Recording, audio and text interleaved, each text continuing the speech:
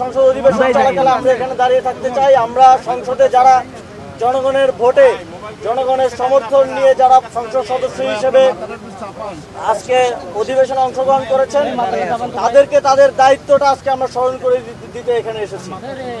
সেই দায়িত্ব হিসেবে আমরা মনে করি তিনটি অত্যন্ত গুরুত্বপূর্ণ বিষয়ে আজকে আমরা এখানে দাবি হিসেবে উপস্থাপন করেছি। একটা হচ্ছে সংবিধান সংস্কার সভার পরিষদের শপথ গ্রহণ করে জুলাই সনদ অনুযায়ী গণভোটে জনরায়ের অনুযায়ী সংস্কার বাস্তবায়ন করতে হবে। এবং আমাদের দ্বিতীয় দাবি হচ্ছে, আপনারা জানেন যে জুলাই গণঅভ্যুত্থানে আমাদের প্রায় 1400 সহযোদ্ধা শহীদ হয়েছেন, প্রায় 30 সহস্রাধিক সহযোদ্ধা আহত হয়েছেন, কেউ হাত হারিয়েছেন, পা হারিয়েছেন। তাদের পরিবার এবং তারা অত্যন্ত দুর্বিষহ জীবনযাপন করছেন বিগত 1.5 বছর ধরে। আমরা চাই অতি দ্রুত সময়ের মধ্যে এই শহীদ এবং আহত করার পেছনে যারা দায়ী তাদের বিচার বাস্তবায়ন করতে হবে। আমরা এই 5ই আগস্টের পরে এবং এই নির্বাচনের পরে দেখেছি যে বিভিন্ন স্থানে চিহ্নিত ফ্যাসিবাদীদেরকে জামিন দেওয়া হচ্ছে। আমরা দেখেছি যে আমাদের যে আইসিটি ট্রাইব্যুনালের যেই বিচার কার্যক্রম, সেটার প্রতি জনগণের এক ধরনের আস্থার সংকট তৈরি করা হয়েছে।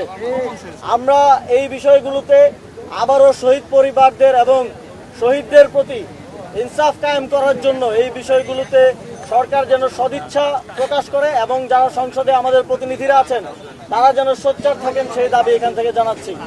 আমাদের আরেকটি দাবি আছে।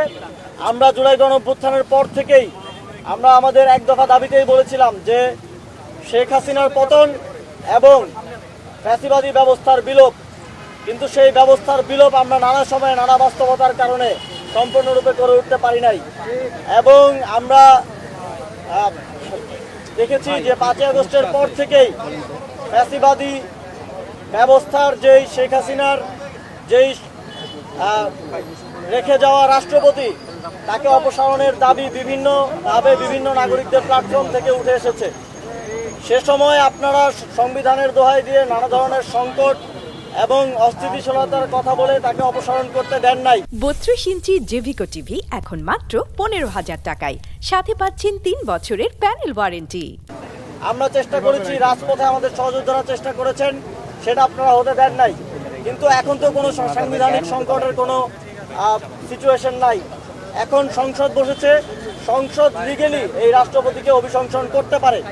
এবং আমরা জানি যে এই সংসদে যারা আছেন, আমরা বিশ্বাস করি যে তিনি বিএনপির হন, জামাতের হন, এনসিপির হন কিংবা অন্য যে কোনো দলের হন, জুলাই গণঅভ্যুত্থানে তাদের গুরুত্বপূর্ণ অবদান আছে।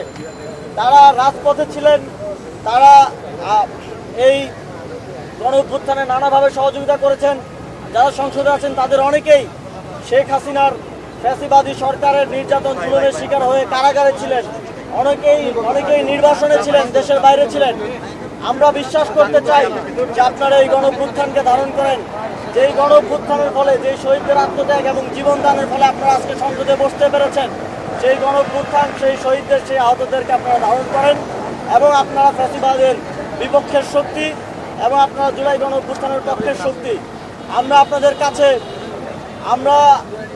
আপনারা যদি আপনাদের ভোটারদের কাছে, আপনাদের কনস্টিটিউয়েন্সিতে যারা আপনাদেরকে ভোট দিয়ে জয়ী করেছেন, তাদের কাছে মুখ দেখাতে চান, আবার এলাকায় ফিরে গিয়ে তাদের সামনে বুক ফুলিয়ে মাথা উঁচু করে কথা বলতে চান, তাহলে অবশ্যই ফ্যাসিবাদের সর্বশেষ যেই চিহ্ন এবং সর্বশেষ যেই প্রতীক এই রাষ্ট্রপতি চুপ্পু এখানে আছে, তাকে আপনাদেরকে অপসারণ করতে হবে। এবং তার বক্তব্যের সময় আমরা দেখতে চাই, বিটিভিতে লাইভ প্রচার হচ্ছে সংসদ অধিবেশন, আমরা দেখতে চাই যে তার বক্তব্যের সময় কারা কারা সেখানে থাকেন এবং রাষ্ট্রপতির বক্তব্য শোনেন। আমরা এখান থেকেই বাংলাদেশ আজকে দুটি ভাগে বিভক্ত হবে, একটি হচ্ছে ফ্যাসিবাদের পক্ষে, আরেকটি হচ্ছে ফ্যাসিবাদের বিপক্ষে। আমরা দেখতে চাই যারা ফ্যাসিবাদের বিপক্ষের শক্তি এই সংসদে আছেন, তারা যেন এই রাষ্ট্রপতিকে বক্তব্য দেওয়ার সুযোগ না দেন, রাষ্ট্রপতিকে বক্তব্য দেওয়ার ক্ষেত্রে বাধা সৃষ্টি করেন এবং তার অভিশংসনের জন্য দাবি তোলেন।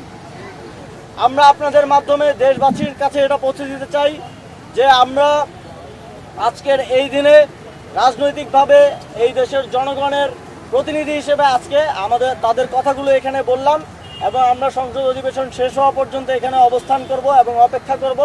আমরা আহ্বান জানাবো আরও যারা আসতে চান আমাদের সাথে যুক্ত হতে চান আপনারা আসতে পারেন। আমরা দেখতে চাই আজকে সংসদে কারা এই দেশের পক্ষে অবস্থান নেন, কারা ফ্যাসিবাদের বিপক্ষে অবস্থান নেন, কারা জুলাই গণঅভ্যুত্থানের পক্ষে অবস্থান নেন, কারা শেখ হাসিনার বিপক্ষে অবস্থান নেন। এটা আজকে স্পষ্ট হয়ে যাবে।